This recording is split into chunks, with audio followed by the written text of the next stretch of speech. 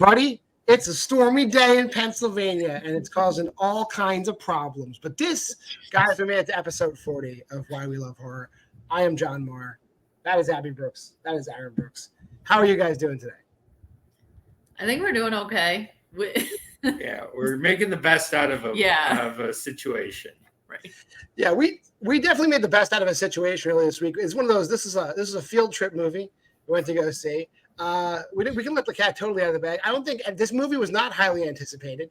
It was kind of just, I don't want to say it was dropped on us because we kind of knew about it, but I think everybody was skeptical of this movie. And I don't know, we'll find out if we were right to be skeptical. Forgive me, Father, for I have sinned.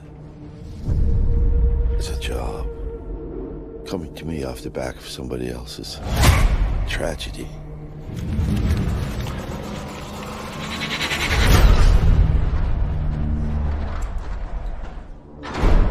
Wow. Not bad, huh? So what's with the stage?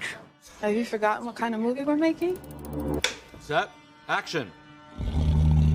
Lord have mercy. All kinds of messed up stuff happened when they were making movies like The Omen or The Exorcist. And the guy your dad replaced? Everything's cursed.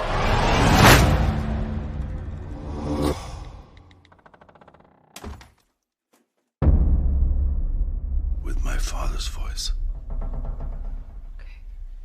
Here we go. Tony, it's okay. You're okay, all right? How did I get out of here?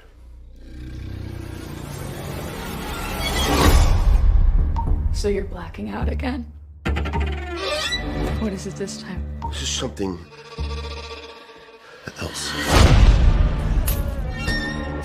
He's off his meds. He's erratic. Father, what do I do? I was saved once. Didn't believe that it could happen again. Can he be saved?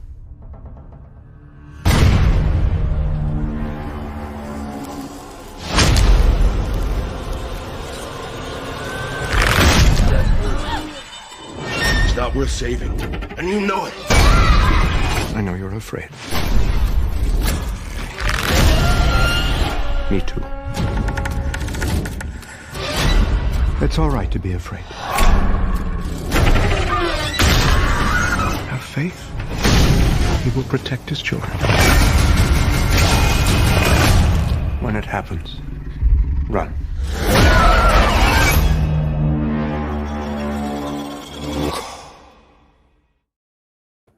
Yeah, not a trailer that I've seen 50 times like A Quiet Place Day One, but that's The Exorcism. You guys want to go ahead? Let's talk a little bit about it. Give us the rundown and initial thoughts. Well, I feel like the entire movie was that trailer, truthfully. Like, you really don't have to watch anything else besides that trailer. Like, you basically got the whole gist. And yeah, I feel like this movie, it just kind of appeared out of nowhere. So, like you said, there was really no anticipation for it at all. In fact, there was a little bit of confusion with it too, because I feel like a lot of people thought it was the sequel to The Pope's Exorcist, but it's not. It is completely unrelated, even though they have very similar looking posters and Russell Crowe is in it and there's exorcisms. I don't know if they were trying to like capitalize on that or what, but literally the poster is like Russell Crowe is just 45 degrees to the side. It's the only difference. Right. So yeah, I mean, so again, like I said, no anticipation for it. I mean, it's really, I don't know. It can be a fun movie, I suppose, if you watch it in the right headspace. Agreed, Aaron. Yeah, you certainly can watch it in the headspace I watched it in, which, you can take your guess at what type of gummy I ate before this movie, but I made the right decision with that. But yeah, it's a movie, like the premise itself on paper is a good premise. I can understand why it got greenlit. It might have even been an Exorcist movie at some point. They're like, we're going to get super meta with it and going to be about an actor, goes on to a remake of The Exorcist and starts being possessed by the devil. That all is like a good idea. And then like having Jason Miller's son, I believe it was, directed. That's like a really cool little meta twist, but it was very clear. It felt very first time directory in like a not a good way. Like we kind of you talked about with Dylan the other week with The Watchers, how there was some kind of amateurish direction. I felt like this movie had a lot more of that, and I don't typically notice that, but this did feel like a first time director. But yeah, I mean, the general premise was good, and it kind of had me for a little bit in the first half. I'm not going to lie. Like before the Exorcist stuff, before he like bent over and did that like backwards limbo dance, which wasn't scary at all. It was very funny. And there was a lot of funny parts of this movie that weren't supposed to be funny. It was okay. Like it was heading towards a 3-star movie, but then it made a turn for the worst. And I'm surprised it's in that Blumhouse in front of it. I think not this. Yeah, this is like a middle of the road movie. I guess it's like it's not going to crack into the great movies echelon, but you're exactly right. Everything on paper is really good. There's a lot of talent in this movie too. Like David Hyde Pierce is in this movie, and Adam Goldberg is in this movie. Obviously, Russell Crowe is just coming off of the Pope's Exorcist, so he's in that zone. A lot of other great small pieces, like Adrian Pastar is in the movie for like 90 seconds. He's good. But yeah, and it just feels like they repeat a lot of stuff that's annoying too many times. And with that being said, I'm going to toss up spoilers because, like, the one thing, not that this is a spoiler, but I feel like we're going to jump right into spoilers. We mentioned it as Aaron and I were sitting there watching this movie. Aaron was getting legitimately upset that the daughter refused to call her father dad. She always called him Tony. Like, no matter if their relationship's bad, he's Tony. If their relationship's He good, said his name so many times too. She was like, Tony, Tony, Tony. It's like, hey, listen, even if you're not going to call me dad, you're using my name too much. Yeah. This is like annoying. you will hate everyone. You will be triggered when you hear the name Tony for the next week after you watch this movie because the word Tony is said more than the word the in this movie. I guarantee. Was there a moment where she finally called him dad? It was in a text, wasn't it? Yeah, at the end she calls him dad. Oh no, his name in her phone. Yeah. It says dad and then Tony in parentheses. It's like, what fuck you. That's ridiculous. It's like that's the growth. I'll call you dad in my phone. See, do you get it? That's her transitioning into seeing Tony as a father now. Yeah. She's not quite there. She's got to remind herself by, in parentheses, it's still Tony. But that's one step closer. Yeah, also, I don't know how old Ryan Simpkins is in real life, but she's clearly playing like a high school student, and she ain't no high school student. No, she's 16 in this, not even like a senior. They're like 16. We just saw her in like Fear Street, like whatever. If you've seen Fear Street, you've seen it. But she clearly was in 16 in that, and then we're gonna regress her like 3 years later in this movie. We made fun of that ZZ Top T-shirt a lot. Like everything about her is like, it's like that kid you go to high school with, and they're the same age as you, but they really love the Beatles, but they can't name 3 Beatles songs. Like that's her character. She also is gay. That's also her character. Is she's gay. She's gay, and she's pursuing an interracial relationship, we're checking every box that we can check. If you make fun of her, you're the bigot. Yeah, but that was just to counteract Jewish director. I think they did that to counteract the Jewish non-believing director who is just bringing up horrible sexual abuse from this priest, being like, "Fucking bring it out." Remember when he sucked your dick? Yeah, Adam Goldberg deserves MVP status for like delivering that line without bursting out laughing. Yeah, and, like they have like that primal fear moment where Richard Gere leans into Ed Norton and is like, "Come on, you fucking pussy." He has that moment where he leans into Russell Crowe. He's like, "Maybe that priest fucked some sense into you." Like, Jesus Christ. I was like easy. I mean, the movie was exactly like once. I was like, it wasn't like extreme cinema like up to that point, but then it's just it veers into extreme cinema for like 5 seconds, and then it brings you right back. Only Adam Goldberg was willing to go there, though. Everybody else is like, "Hey, no." What if he ad-libbed that line? I'd love to interview Adam Goldberg. So, like, were you? I think all his lines. I think you mentioned like the amateurish directing, like that feels like something that's kind of amateurish that they would just tonally shift so hardcore for like that one scene. And the rest of the movie is pretty much color by numbers exorcism movie. It's like every exorcism movie you've ever seen. Mm-hmm. Yeah. I think the other thing that we kind of danced around that annoys us is like they never flat out say we're remaking The Exorcist, but it's the fucking Exorcist. But Right. here's the thing: is they they also mention The Exorcist in the movie directly. So it's like, why couldn't they just call it The Exorcist if they like called it out? Like they listed a couple of different movies at one. I forget what the conversation was, but it was just weird. Like it really was how they're just not naming the movie. Yeah, The Exorcist exists in this universe. They mention it. They mentioned The Exorcist. They mentioned like The Omen, and a few other movies. So yeah, it just, I mean, like I don't want to speculate, but it feels like this was being pitched as an Exorcist reboot that they didn't choose, It and then felt let's like still make it. It felt like Exorcist Believer, honestly. Like it felt like that's what they were making, truthfully.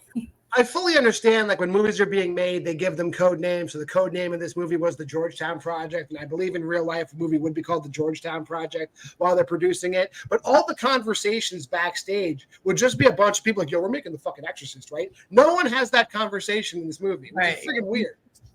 Yeah, and they're literally lifting scenes like from The Exorcist. Like there's the thing in the beginning where Adrian Pastar is like, I say this, and then she pukes, and then I die. I'm like, yeah, that's the fucking Exorcist. Right. The cold room. Yeah. The cold room. Mm-hmm. Yeah. Cold room. Yeah.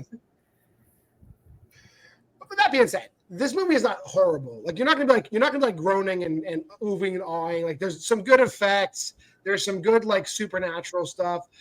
Russell Crowe pisses on the floor. There's really good stuff happening in this movie. Don't think that you're not going to be bored for the runtime of this movie, which is only just a shade over 90 minutes. So you're not being dragged through like a boring ass exorcism movie.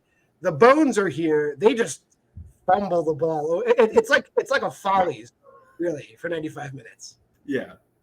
Yeah, this is one that definitely, if you want to have a few drinks or want to have a few tokes too, I would highly, highly recommend it, speaking from experience. Yeah, this isn't Versus, but if I had to do a drinking game, just pour yourself a drink of something that's not going to kill you. And every time Ryan Simpkins says, Tony, take a sip. You're going to be fucking lit. You're going to be lit. I was like, listen, little girl, you got to calm down now. Stop it. I understand. She says like Tony like 5 times in one scene. It's crazy. It's like Tony. Like she's like rubbing in his face that she's calling him Tony. It's just like, yeah. And if my dad was like someone who's clearly struggling with mental health issues, I would not like mock him basically by calling him not acknowledge you as a father. Yeah. While she got thrown, the reason why she's even there is because she got thrown out of school. Like you're an asshole. All right, like you're everything. This guy is. But she got thrown out of school for protesting. Yeah, protesting. She defaced her principal's car because he fired a lesbian teacher. Yes. This girl's the best. Yeah, she's not a role model, and she definitely can't name 3 ZZ Top songs. I'm being a misogynist about that. I know she can't. I mean, like I said, like you said, this is in 2024. We're getting some good movies, and we're getting like these popcorn, like you better be there with your fucking friends movies. Like when I went to see Tarot, it's not a good movie, but I know like the high school kids in front of me were having a great time yelling at the screen. So this is the year of high school kids yelling at the screen. That is 2024. Yeah, fair enough. Right. Yeah, this definitely felt like a movie like a possession movie that would have come out in like the mid to early 2000s that just kind of got overlooked. Like it felt like it came from that era of like possession exorcist movies. Yeah, I'd rather have seen The Pope's Exorcist 2, to be honest, and maybe we'll still get that. But this might actually hurt that, but who knows? I'm not even going to speculate. Just give us The Pope's Exorcist 2. That was fun. We'll drop this out. I think we've said all we're going to say. We're not going to get into a deep plot analysis of this movie. Just watch it. Like, I'm not discouraging you from watching this movie. I'm just telling you up front it's not good. Yeah. That's all. So let's get down to it. So I'll start. There you go. 2.5 stars. I probably would have agreed with you guys. I know you guys rated it a little bit lower. I just had a blast hanging out with you guys at the movies. So half of those half stars is definitely from the fact that we basically. We're lucky that there were cool people in the theater with us, because I thought any moment they were going to turn around and tell Aaron and I to shut up. Like, I felt it coming, but they didn't do it. So thank you, other patrons of the Tillman Square 8, for letting Aaron and I talk over this movie. We appreciate it. 2.5 stars from me. Abby? I never talk during movies, but when I take edibles, there were definitely people there who were like serious about seeing this movie too. Like there was a guy with a hood up who was like really ready to like get into it. Like, yeah, I apologize. There was an old woman. To the hooded man. Yeah, the hooded man is probably one of our 150 subscribers to this channel. I apologize. It was me from Why We Love Horror, Aaron. Yeah. I had a good time with this movie, but I did have to separate my experience of this movie from the movie itself. And not all 2-star or 2 videotape movies are created equal. But this one's on that like tarot level of just like have a good time, enjoy it. But like I'm honestly, it's pretty bad and like doesn't have a lot of redeeming qualities in terms of characters or really the writing. The premise itself is interesting, but they fumbled it. All right. And Abby? Yeah, so I mean, we basically covered it. I mean, I think again with the premise, they like alluded to there were little lines in the movie about like cursed films and like, oh, what if this is one of them, something like that. And I think that could have been a cool thing to like do a movie about some of the cursed films from the past, because there's quite a few of them. I think that could have been cool, but they didn't really. I mean, I guess they kind of did, but it just wasn't done well. And yeah, this isn't really a good movie. I guess you can definitely have fun with it again.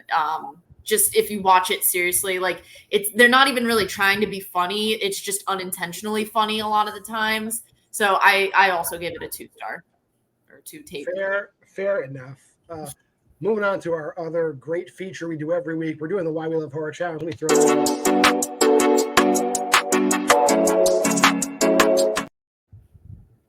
For those of you playing along, or for those of you that want to play along, that is the website. Let me walk you through those last 5 characters. It's a lowercase r, a lowercase l, a capital W, a lowercase d, and a capital I. This week, week 26, watch a giallo film. And I'm not going to go into the whole bullshit of what a giallo film is. Just look it up and then pick one of the movies they tell you to watch. We ended on Abby, so we'll start with Abby. What'd you watch? So I watched a movie directed by Mario Bava, A Bay of Blood. And I was like I wasn't that into it. I don't know. Like I'm only just starting to get into like Italian horror or giallo movies. And I don't know. I'm not like super impressed. Maybe it's not my thing. I don't know, but I'm going to keep trying. This movie, I mean, I think it inspired a lot of movies to come in the future after that. So I guess for like the influential bits and pieces of it, I think that's great. But it just felt like very messy. There's a lot of stuff that just didn't feel like it fit as a cohesive movie. And I think the ending was good, but you can't just have a good ending. And I didn't even think that like the gore or like kills were really that impressive in this movie either. So I'm kind of cold on it. Fair enough. Aaron? Yeah, I actually just got finished watching The New York Ripper, Lucio Fulci, 1982 giallo. And I've been a little more of a fan so far of what I've seen. We both did like Birds of the Crystal Plumage, Abby and I, but I've liked a few of the other ones I've gotten to see in terms of the giallo. But I'm also kind of newer to it. But I think this being like a more modern one kind of helped. It had like kind of the ridiculous premise of like a serial killer who talks like Donald Duck. They even like acknowledge in the movie like how he sounds like, but it's like played completely serious.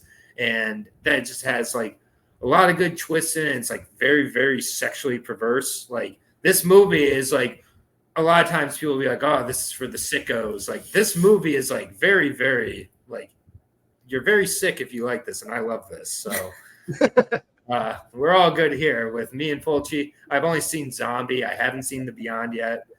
So I'm interested to definitely check out more there. But New York Ripper, definitely a video nasty, I believe, from the 80s as well. And I can understand why. Yeah. I now know what towing is. And if you don't know what it is, that's okay. Use your imagination. I watched a movie that Aaron already mentioned. Like, I've been all over Argento's filmography, but I never really went back and watched them in chronological order. And I actually had never seen The Bird with the Crystal Plumage at all before, and I like it. I do think it has its faults in the fact that like it is his first movie. Clearly, he didn't have a huge budget.